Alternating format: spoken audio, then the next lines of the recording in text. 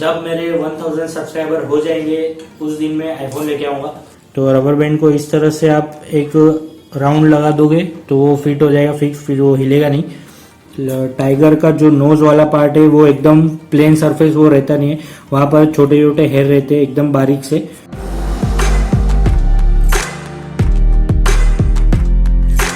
Hello everyone, welcome back to my new vlog. So guys, आज हम लोग start कर रहे हैं पार्ट 6 और आज हम लोग टेक्सचरिंग के बारे में सीखने वाले हैं। और इसके पहले ही हम लोग स्टार्ट कर रहे हैं, मैं आप लोग को कुछ बताने वाला हूँ। और अभी तक मैंने जितने भी पार्ट्स बनाए उसमें मुझे बहुत सारे लोगों ने कुछ सवाल किए, तो पहले मैं एक एक करके वो सवाल के आंसर्स कर देता हूँ। हो सकता है कि आप लोग का जो सवाल है वही सवाल किसी और का भी हो, तो मैं एक एक करके पहले आंसर्स देता हूँ, उसके बाद हम लोग स्टार्ट करेंगे। सबसे पहला सवाल है गाइस कि एक सब्सक्राइबर ने मुझे पूछा था कि प्रैक्टिस करते टाइम मेरा हाथ बहुत जो है कांप रहा है, मतलब शिवरिंग होता है, बहुत लोग को प्रॉब्लम होता है ये, तो कंटिन्यू मतलब वो प्रैक्टिस नहीं कर सकते। उसके लिए हम लोग क्या कर सकते? सबके साथ ऐसा नहीं होता है गाइस, बट कैसा है कि बहुत लोग को अंदर से डर लगता है कि मेरे से प्रॉपर होगा या नहीं। उनके माइंड में कहीं ना कहीं ये चल रहा होता है कि प्रॉपर लाइन जो है या प्रैक्टिस जो भी वो कर रहे हैं वो प्रॉपर होगा कि नहीं, बनने के बाद कैसा लगेगा, वो ज्यादा सोचते, तो वो हिसाब से भी वो हाथ कांप सकता है। और भी कोई रीजन हो सकता है, तो उससे डरने की जरूरत नहीं है।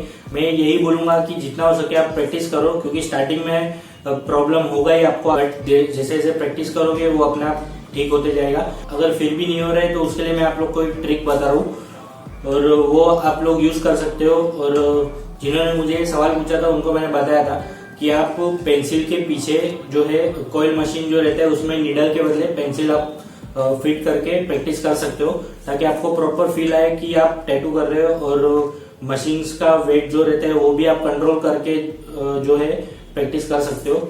जिसके भी पास कॉइल मशीन है वो कॉइल मशीन में पेंसिल फिट करके प्रैक्टिस कर सकता है। जिसके पास कॉइल मशीन नहीं है उन लोग के लिए मैं एक ट्रिक बता रहा हूँ, वो आप यूज कर सकते हो। वो आगे मैं आपको बताऊंगा कि किस तरह से आप प्रैक्टिस कर सकते हो विदाउट कॉइल मशीन। दूसरा क्वेश्चन ये है कि गाइस, एक सब्सक्राइबर ने पूछा था कि आर्म बैंड जो रहता है उसका डिजाइनिंग कैसे होता है या फिर प्लेसमेंट कैसे होता है, जो भी मतलब आप पूछना चाहते हो।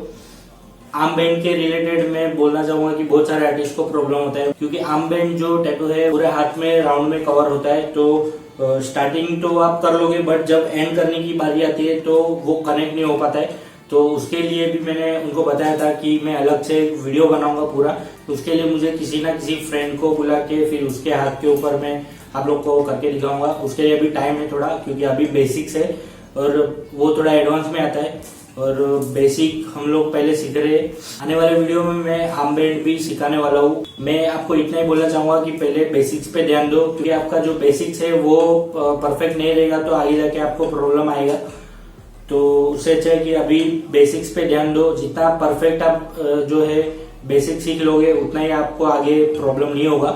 तो आर्म बैंड के लिए मैं अलग से एक वीडियो बनाऊंगा, उसमें आपका जो भी प्रॉब्लम रहेगा वो सॉल्व हो जाएगा। एक सब्सक्राइबर ने गाइस मुझे पूछा था कि क्या स्केच के लिए भी सेम टेक्निक यूज होता है।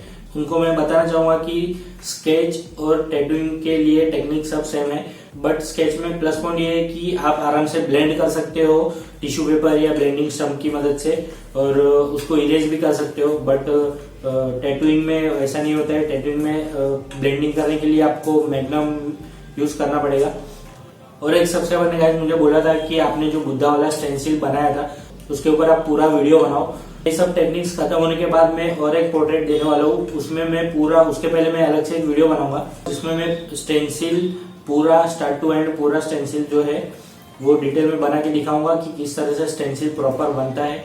गाइस, लास्ट मैंने जो बुद्धा वाला स्केच आप लोग को टास्क दिया था बनाने के लिए, तो उसमें से मुझे एक सब्सक्राइबर ने इंस्टाग्राम पे मुझे स्केच करके भेजा था। डॉट वर्क से जो मैंने पोर्ट्रेट बनाया दिया था उसका भी उन्होंने मुझे पिक भेजा है, तो मैं आपको दोनों स्क्रीन के ऊपर दिखा रहा हूँ।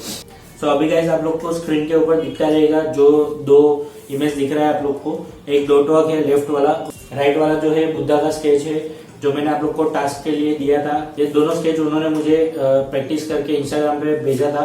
बुद्धा का जो स्केच बनाया है वो फर्स्ट ट्राई के हिसाब से बहुत ज्यादा अच्छा बनाया उन्होंने। आप लोग भी इस तरह से प्रैक्टिस करके मुझे सेंड करो। आपको जो डाउट रहेगा वो मुझे पूछो, तो मैं आपको रिप्लाई कर दूंगा। जो भी आपको क्वेश्चन रहेगा उसका आंसर कर दूंगा।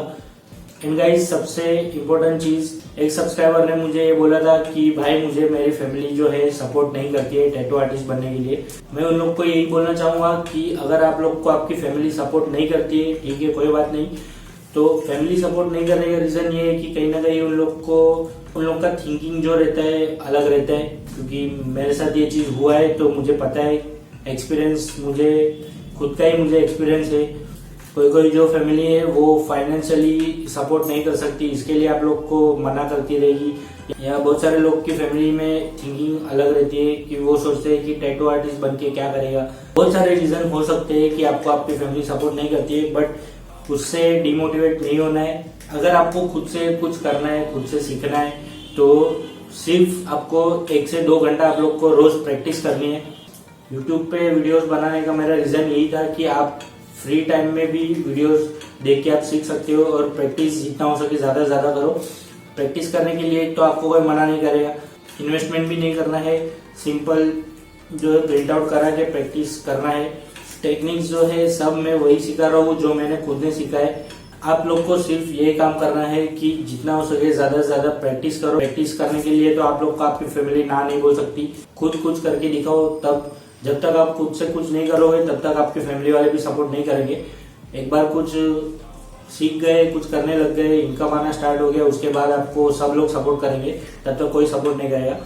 मेरे YouTube चैनल को 1 साल से ज्यादा हो गया, बट लास्ट मैंने जो 2 वीडियोस बनाए उसमें मेरे आई थिंक 1 महीने के अंदर ही मेरे 100+ सब्सक्राइबर हो गए। इसी तरह से सपोर्ट करते रहना। मैं आप लोग के लिए नए नए वीडियोस लाते रहूंगा और कुछ ना कुछ सिखाते रहूंगा।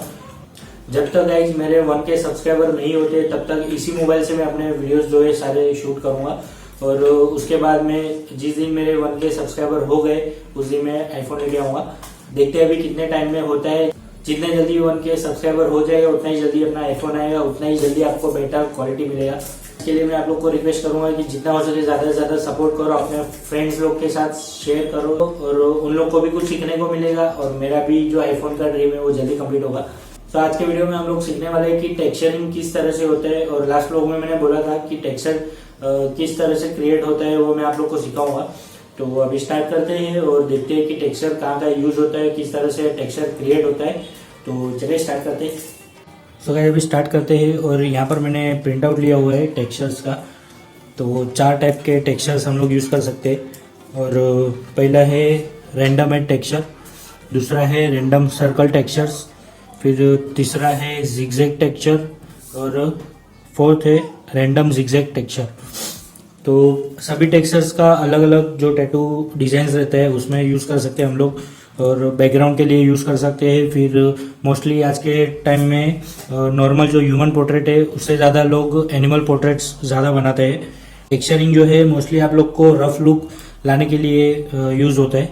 बैकग्राउंड के लिए यूज़ कर सकते हो या फिर बोलते हैं एनिमल टेक्सचर के लिए यूज़ कर सकते हो।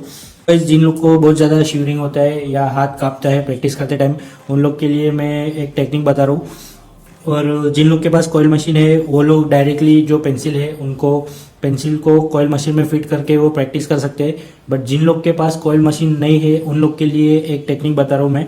सिंपल टेक्निक है, आप लोग को सिर्फ एक रबर बैंड लेना है इस तरह से। ये मेरे पास एक रबर बैंड पड़ा था तो मैं आप लोग को दिखा रहा हूँ अभी। रबर बैंड को आप लोग सिंपल इस तरह से हाथ में पहन लो यहाँ पर, और रबर बैंड पहनने के बाद पेंसिल पकड़ के पेंसिल का जो पिछले वाला हिस्सा है उसको आप इसमें फंसा दो इस तरह से। और हो सकता है रबर बैंड ज़्यादा आपको फिट मतलब छोटा नहीं लेना है। रबर बैंड ज़्यादा छोटा लोगे तो फिर वो प्रॉपर बहुत ज़्यादा टाइट हो जाएगा। तो मीडियम या थोड़ा बड़ा रहेगा तो भी चलेगा। तो रबर बैंड को इस तरह से आप एक राउंड लगा दोगे तो वो फिट हो जाएगा फिक्स, फिर वो हिलेगा नहीं। रबर लगाने के बाद आपको ऐसा फील होगा कि ये पार्ट में इतना ज़्यादा प्रेशर है जितना एक मशीन का होता है, कॉइल मशीन का। तो जिन लोग के पास कॉइल मशीन है उन लोग को पता रहेगा, वो लोग भी ट्राई कर सकते हैं एक बार, तो उन लोग को भी पता चलेगा कि ये चीज़ कितना इफेक्टिव है। तो एक बार इस तरह से करके फिर आपको मैं एक लाइन ड्रॉ करके दिखा रहा हूँ।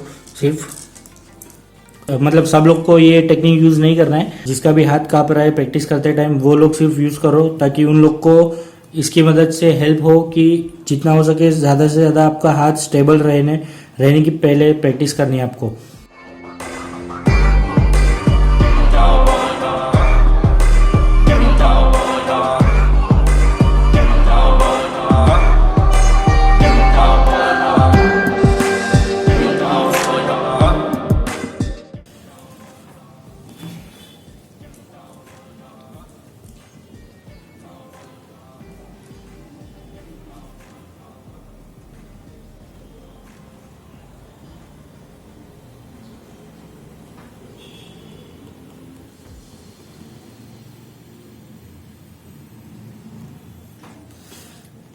देख सकते हो आप लोग, इस तरह से प्रैक्टिस कर सकते हो। सिंपल एक रबर बैंड की मदद से आप यहाँ पर इसका जो वेट है वो बढ़ा सकते हो। तो इस तरह से आप लोग प्रैक्टिस करो, और हो सकता है प्रैक्टिस करते करते आप लोग का जो हाथ है वो कांपना बंद हो जाए। तो यहाँ पर रैंडम एड्स मतलब कि आपको जैसे आप एट करते हो, एट ड्रॉ करते हो, इस तरह से जैसे आप एट लिखते हो उस तरह से आपको जो है प्रैक्टिस करना है। बट वो पूरा प्रॉपर एट नहीं रहेगा। और मैं यहाँ पर थोड़ा करके दिखा रहा हूँ कि रैंडम एट किस तरह से होता है। और इस तरह से रैंडम एड्स मतलब पहले आपको पेंसिल से मतलब जो लाइट एक लेयर एकदम लाइटली जो है क्रिएट करना है इस तरह से। और रैंडम एड्स में आपको पूरा जो समझ लो, अभी यहाँ पर आप एट बना रहे हो तो पूरा कंटिन्यू एट नहीं बनाना हर जगह पे, और आपको बीच बीच में पेंसिल को उठाते रहना है, लिफ्ट करना है। मतलब रैंडमली आप कहीं पर भी इस तरह से जो है, अभी आप देख सकते हो कि मैं किस तरह से करता हूँ। रैंडमली आपको पेंसिल नीचे टच करनी है और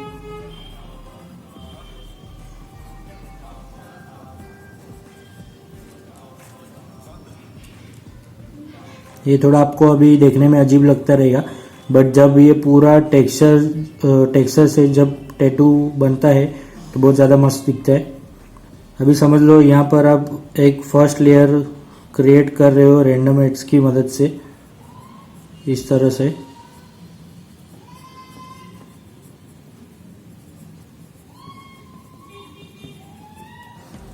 उसके बाद धीरे धीरे करके आपको यहाँ पर जो है कॉन्ट्रास्ट बढ़ाना है। धीरे धीरे करके आपको जो है डार्कनेस बढ़ानी है। तो हल्का सा प्रेशर भी आप बढ़ाएंगे, और जहाँ पर मोस्टली आपको खाली पार्ट दिखता रहेगा वो पार्ट में आप ट्राई करो कि प्रैक्टिस हो।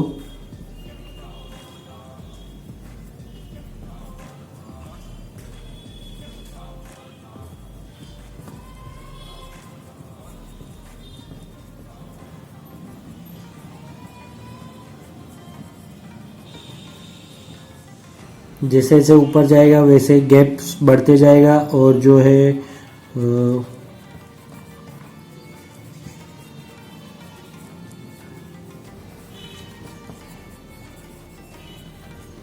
जैसे जैसे आप आगे जाते जाओगे वैसे आपका हाथ का जो प्रेशर है वो भी कम होएगा, और जो गैप है वो भी बढ़ते जाएगा।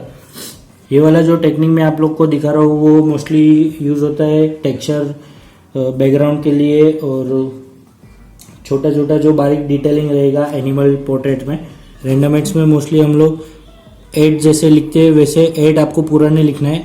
मतलब यहाँ से आप समझो स्टार्ट करोगे तो पूरा घुमाते घुमाते फिर हर जगह पे बीच बीच में आप पेंसिल नीचे टच करोगे, फिर लिफ्ट करोगे।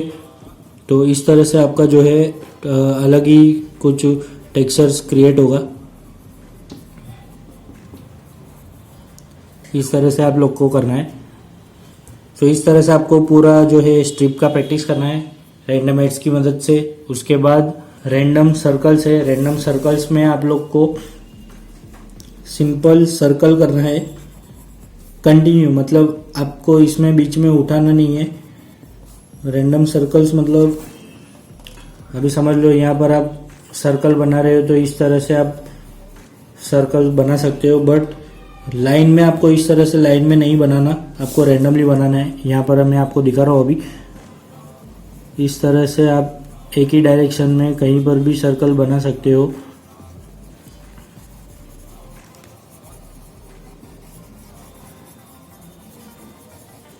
तो वो हिसाब से आपको ये प्रैक्टिस करना है। और ये दिखने में जितना इजी लग रहा है आपको लगता रहेगा कि ये सिर्फ कैसे भी सर्कल्स घुमाना है, तो वो इतना इजी नहीं है। वो इतना इजी नहीं है, जब आप प्रैक्टिस करोगे तो समझेगा। और यहाँ पर मैं आपको ये स्ट्रिप एक सर्कल से करके दिखा रहा हूँ। तो यहाँ पर सर्कल स्टार्ट करते हैं और रैंडमली हम लोग हर जगह पर सर्कल करते जाएंगे।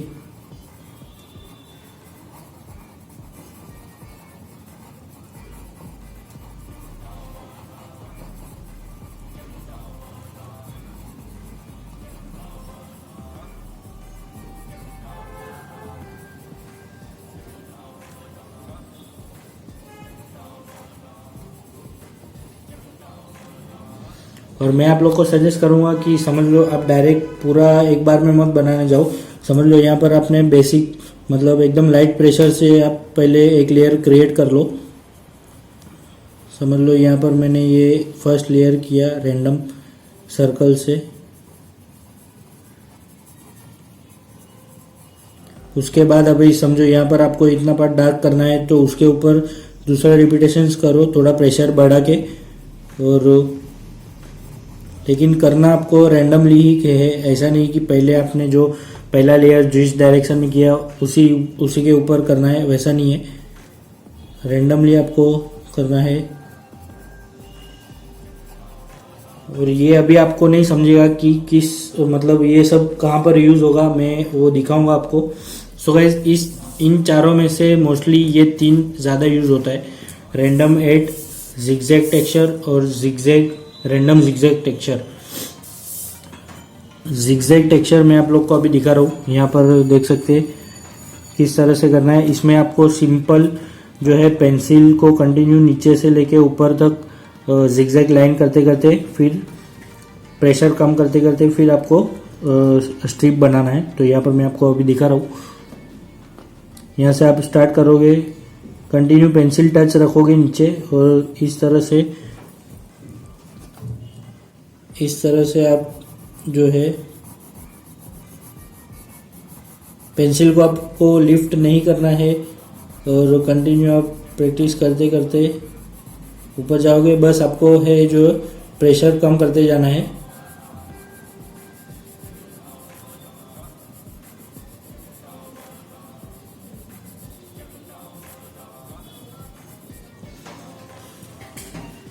तो इस तरीके से आपको जिगजैग का भी स्ट्रिप बनाना है जिगजैग टेक्सचर से।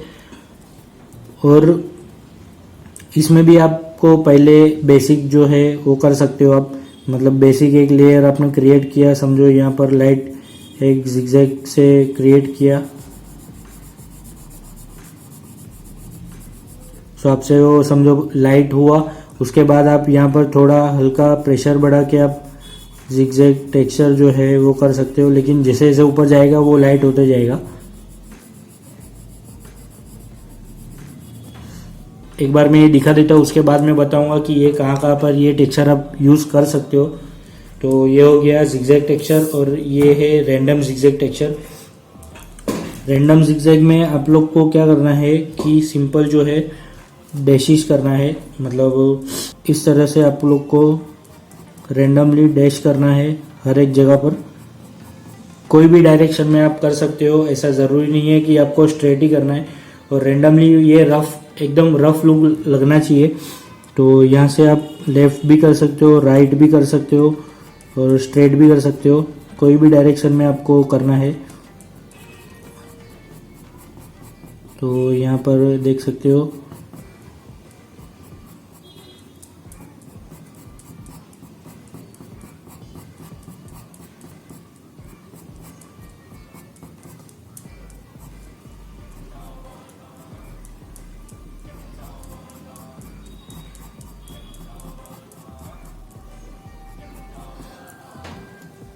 इस तरह से आप लोग रैंडम जिगजैग टेक्सचर करके पूरा स्ट्रिप कर सकते हो। और पूरा स्ट्रिप करने की ज़रूरत नहीं है आपको, मतलब कोई भी टेक्सचर क्या पूरा स्ट्रिप करने की ज़रूरत नहीं है। आप लोग को सिर्फ समझना है कि टेक्सचर किस तरह से क्रिएट होता है। ये स्ट्रिप सिर्फ आपके प्रैक्टिस के लिए है। तो यहाँ पर आपको स्ट्रिप इसलिए दिया है ताकि आपको समझ में आ जाए प्रॉपर किस तरह से क्रिएट होता है जो टेक्सचर है।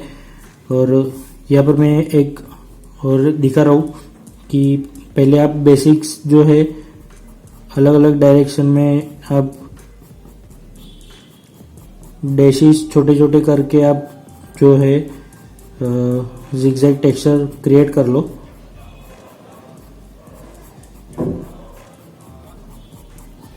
उसके बाद थोड़ा प्रेशर बढ़ा के रैंडमली जो वाइट्स आपको ये गैप दिख रहे वहाँ पर आप ट्राई करो कि थोड़ा प्रेशर बढ़ा के जो है टेक्सचर क्रिएट हो।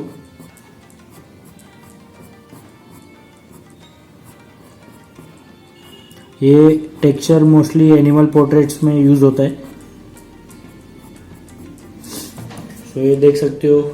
सो गाइज इस तरह से 4 जो है टेक्सचर्स है, इन चारों का आप लोग को प्रैक्टिस करना है। और अभी ये चारों कहाँ पर यूज होगा वो मैं आप लोग को दिखा देता हूँ। तो सबसे पहले मैं आपको दिखाता हूँ कि रैंडम एड्स जो है कहाँ पर यूज होता है। सो ये बुद्धा का स्केच है और ये भी मैं आगे आपको बनाने दूंगा, बट अभी नहीं। अभी आप लोग को सिर्फ टेक्सचर्स का प्रैक्टिस करना है।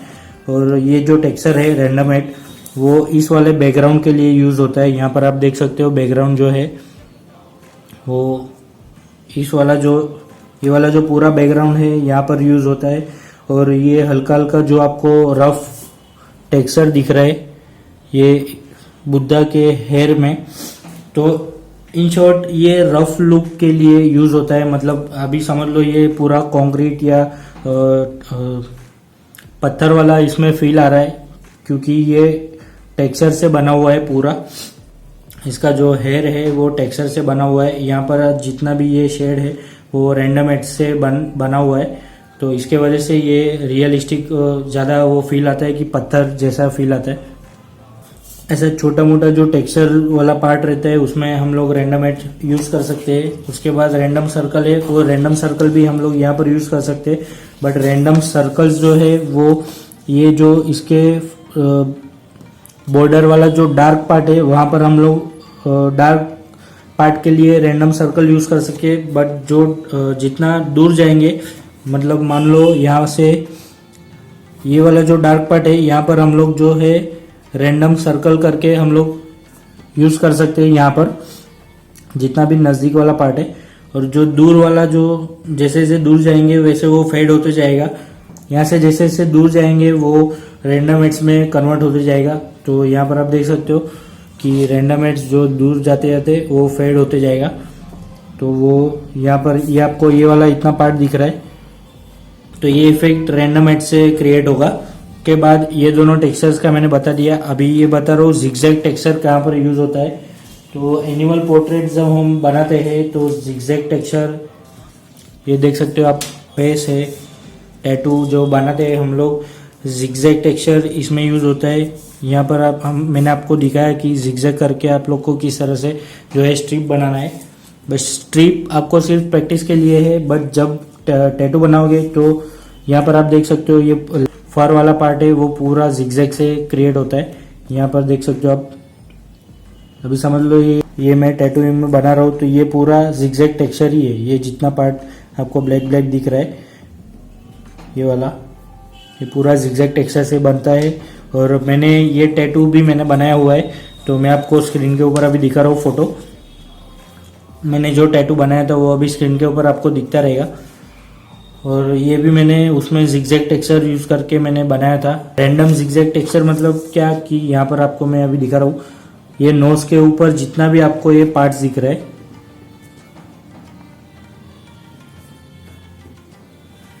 एक मिनट में थोड़ा जूम करता हूँ, कैमरा थोड़ा नज़दीक लाता हूँ तो आपको प्रॉपर दिखेगा।